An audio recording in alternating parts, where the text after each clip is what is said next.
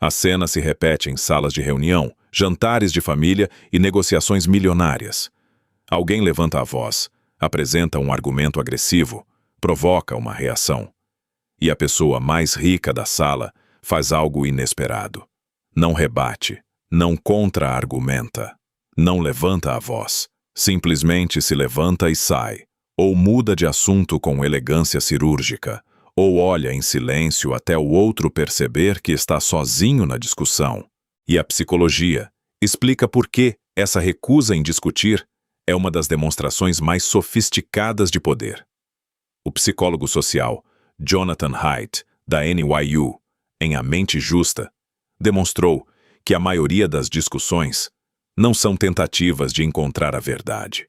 São performances emocionais onde cada lado busca validar suas crenças pré-existentes. Haidt mostrou que o raciocínio humano funciona como um advogado, não como um juiz.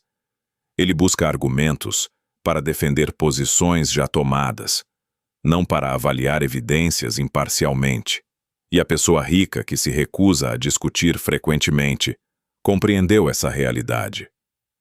Antes de continuarmos, este vídeo é baseado em estudos de psicologia social e neurociência. Todas as referências estão na descrição. Conteúdo exclusivamente educacional e informativo. O neurocientista Drew Westen, da Emory University, usando ressonância magnética funcional, demonstrou que durante discussões políticas e ideológicas, as áreas racionais do cérebro diminuem atividade enquanto as áreas emocionais se intensificam.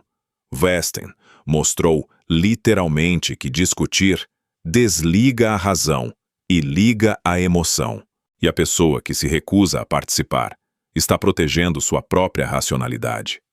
A psicóloga Julie Gottman, do Gottman Institute, junto com John Gottman, identificou que os 4 comportamentos mais destrutivos em qualquer relação são crítica, desprezo, postura defensiva e obstrução.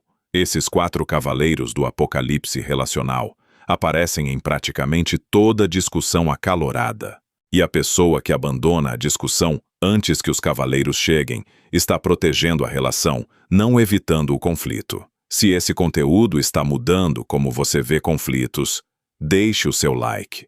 O economista Thomas Schelling, ganhador do Nobel e teórico de jogos, demonstrou que em negociações, a parte que demonstra disposição para abandonar a mesa tem mais poder do que a parte que insiste em permanecer. Schelling argumentou que o compromisso crível de não participar é a arma mais poderosa da negociação. E no contexto de discussões, a pessoa que pode se levantar e sair demonstra que o resultado da discussão importa menos do que seu tempo e paz mental. O filósofo estoico Marco Aurélio, imperador de Roma, escreveu, em Meditações: a melhor vingança é não ser como seu oponente.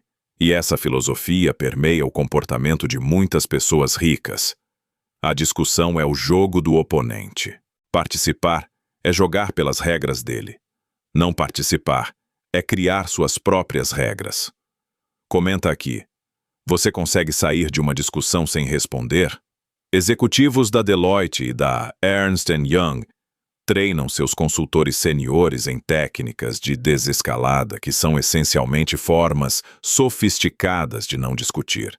Redirecionar, reformular, pausar e retomar em outro momento.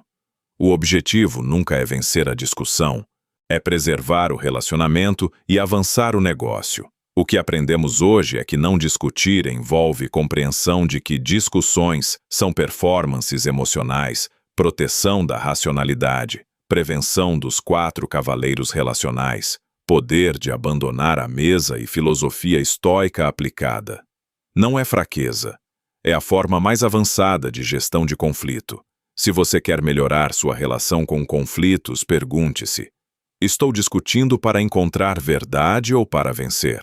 O resultado desta discussão vale minha paz mental. Participar é escolha ou reação automática? As respostas podem transformar suas relações pessoais e profissionais. Inscreva-se no canal e ative o sininho.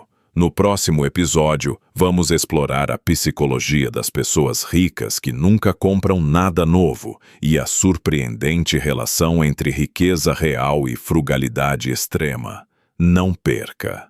Obrigado e até a próxima!